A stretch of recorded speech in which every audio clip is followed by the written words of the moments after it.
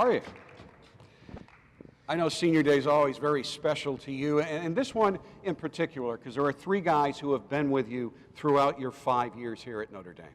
Well, yeah, you met one of them, Austin Collinsworth, and he was really one of the guys that I got a chance to know when I was at Cincinnati, right across the bridge in Fort Thomas, Kentucky, and we were looking to bring winners along with me right away, and Austin is, as you can tell, a winner both on and off the field, just the way he handles himself, and now he's a captain here 5 years later at Notre Dame. But he came from a winning program. He just had a great versatility as a football player, played offense, played a little quarterback, had defense really forced on him here at Notre Dame, and has done a great job. So that's one. Christian Lombard, right here from Illinois, offensive lineman who, started for us on a 12-0 team and has manned the right tackle position for us this year.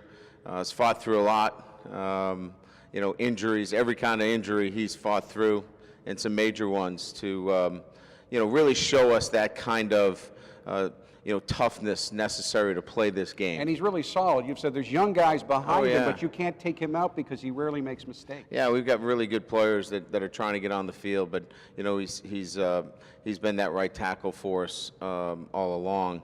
And Justin Utupo, we recruited Justin from the West Coast, and he didn't play a lot. Go figure. His first year he had Aaron Lynch in front of him. His next year he had Stephon Tuitt in front of him.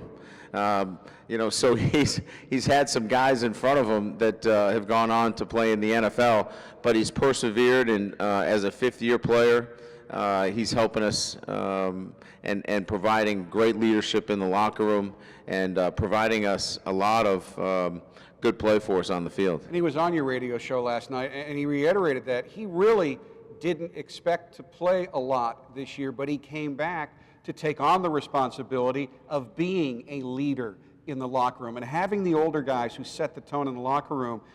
That's almost as important as the guys who are making plays on the field, if they're not the same people. Well, when you're constructing your football team, there obviously needs to be great playmakers, and there needs to be great players, and there needs to be great leaders. And, Justin was a guy that's respected by so many players on the team and coaches alike, and, we wanted him part of our roster because he certainly impacts what we do on a day-to-day basis. We always ask the players for the best dressed. Like the suit, by the way. I mean, you're a pretty snappy dresser. Well, I appreciate that. When you have Matthias Farley on your team, we have kind of a little running joke in terms of who's got the better suit on each and every day. But he accessorizes very, very well, much better than I do.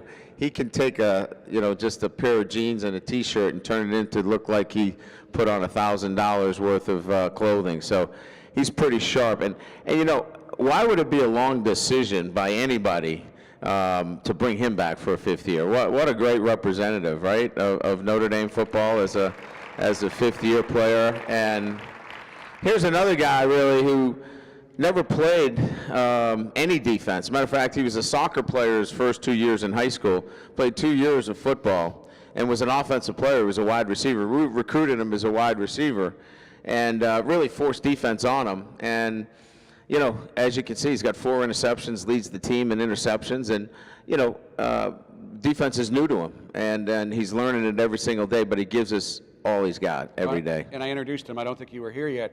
I just said twice in the last few weeks when I've talked to you about him, he said, hey, just makes plays.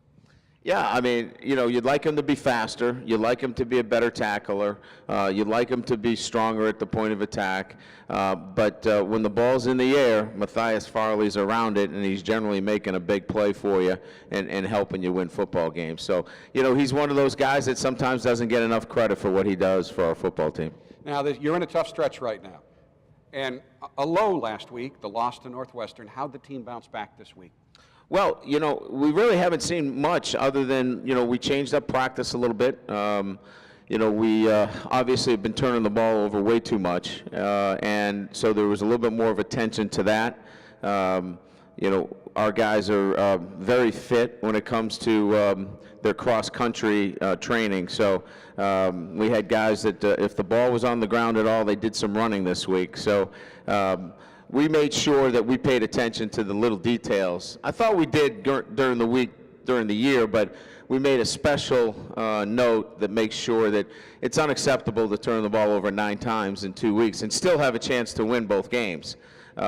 We've got to take care of the football, and our kids know that. So they know what the recipe is. This is not high science. This is take care of the football on offense and eliminate the big plays on defense. And if you do that, you can beat anybody that you play on your schedule. You just have to do that Saturday. Now, you've never been one to make excuses, but if you were here at the first luncheon, you knew the defense was going to be young.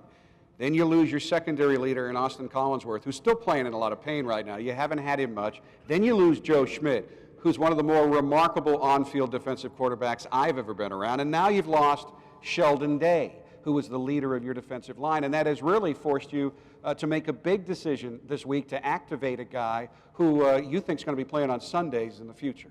Well, we're going to play another true freshman, so that's good and bad, right? We're going to play our 9th true freshman on defense, and so Jay Hayes will play this week. We're going to play him a lot this week, and we think that he's going to be able to impact and help us win on Saturday. So he'll get a lot of play this week against USC. He'll get a lot of preparation, and then he'll get the bowl game opportunity. So we think with 3 games, a couple of weeks of bowl prep, that's going to be enough body of work for him to really grow in this role in a very short period of time. Another tough guy, Everett Golson, and how did he do in practice this week with the shoulder? Yeah, he was fine. I don't think he, obviously was a little sore after the game, got some treatment during the week, but I think that you won't see much of an issue with his shoulder during the game on Saturday. And a guy who truly has been one of the great kickers in Notre Dame history, Kyle Brindza. I think when you change holders, it's kind of like losing your favorite set of golf clubs. It might be all up here, but you're just not comfortable. Yeah, I think the circumstances were tough for Kyle. He was in such a good routine, and then, we changed things up on him. I think it was a culmination of a lot of things, but he had a great week. I look for him to be back to where he was, and he was just pounding the ball this week. So Kyle Brindza is going to have a big game for us on Saturday. I'm very confident of that. As everybody here knows, no breathers on the Notre Dame schedule, and Louisville certainly isn't a breather. The playoff committee has them ranked 24th. You probably saw them play Florida State. Very athletic, but also when you look at their defense, 5th in total defense, 8th in defense against the run, it is a huge challenge. Yeah, and I think, 22 interceptions as well, and one player in particular leads the country, Holloman, number 8, with 13 interceptions. So, a team that ball hawks very well, goes after the football in the air. They do a very good job. Defensive coordinator Grantham is an experienced defensive coordinator in the NFL and with Georgia the last few years. So very good scheme defensively, very aggressive, and very good players on the defensive side of the ball. So it'll be a great challenge, but one that, obviously for us, we just want to win a football game. So we'll do whatever's necessary to find a way to win, 3-2, 2-1, 60, 59. We really don't care. We're just going to find a way to win. I joked with Coach yesterday. I know it's a big game for the opposition when radio stations in that town are calling me because they want to talk about it because they're desperate for guests. But I was on the Bob Valvano show in Louisville yesterday, and he went on and on about what a big deal this is. They have all this huge Catholic population. They've never played Notre Dame. They've never been in Notre Dame. They have Paul Horning. For them, it's huge. So how can these folks help tomorrow making sure that Louisville isn't real comfortable in Notre Dame Stadium? Well, our fans were great last week, too. 80,000 strong and in terrible weather conditions last week. It's just, the unique special part in Notre Dame is that, our fan support has been incredible. And, if we could just continue that, it's great for our team. They need that kind of support. And we deserve to play the kind of football necessary to give that back to our great support that we've had all year.